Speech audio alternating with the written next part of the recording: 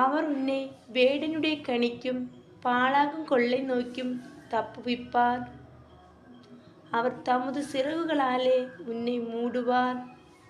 அவர் செட்டைகளின் கீழே அடைக்கலம் புகுவாய். அவருடைய சத்தியம் உனக்கு பரிச்சயமும் கேடகவுமாகும். இரவில் உண்டாகும் பயங்கரத்துக்கும் பகல் பறக்கும் அம்புக்கும் இருள் நடமாடும் கொள்ளை நோய்க்கும் மத்தியானத்தில் பாழாகும் சம்ஹாரத்திற்கும் பயப்படாதிருப்பாய்.